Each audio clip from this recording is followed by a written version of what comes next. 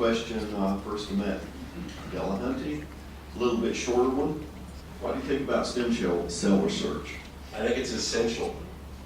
I don't even know that there's really a serious moral question here. I know there seems to be for some people. For me, it's fairly straightforward that opposing stem cell research is flatly immoral. You're costing people's lives and preventing cures because of a collection of cells that, while some people might think that their God has blessed and instilled with a soul, it doesn't even appear in any way to be human outside of DNA. So you've got a collection of cells that, yes, they're living, but in most cases, these stem cells that we're using are cast off from things like in vitro fertilization and stuff. And these things will be going to waste anyway. But my take on this is that if it is in fact immoral, we have to show that. We cannot simply assert it as a matter of religious conviction.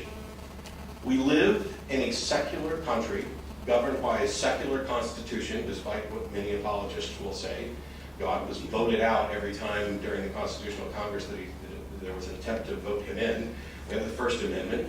We have a plurality, a diverse population with a variety of different views, and you don't get to legislate your particular religious opinions on minority just because you have the power of majority. We don't have a simple majority in the United States. And it comes down to, if you don't like it, don't do it, I guess. But when you start denying people access to medical treatments and cures simply because you have a different view of things that you cannot actually demonstrate, no matter how strongly you believe it, I would say, you've stepped beyond the limits of what you should be allowed to do on the basis of your religion. Thank you very much. And your rejoinder. This is a difficult question, and I'm not exactly sure what the answer is. I know what the theistic view is on life. The Bible makes it pretty clear that that even in the womb, you're an actual person. You're not. It's not that you become a person the instant the umbilical cord is cut, but you are a person inside the womb.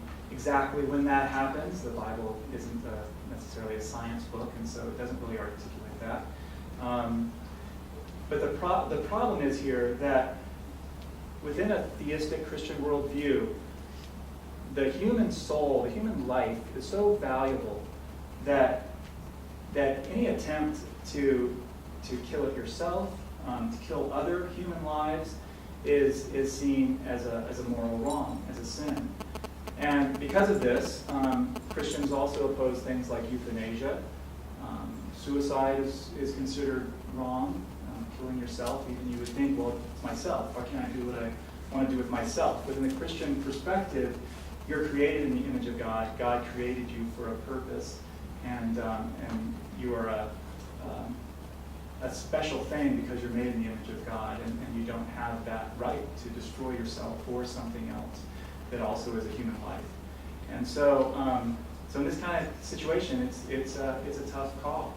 But I do just want to present that theistic point of view that a human life is considered a life even when it's a few cells from the instant that it's fertilized. In the theistic perspective, that is a human life. And to kill a human life to make another human life more healthy is considered a moral wrong within a theistic perspective. Okay, we appreciate that.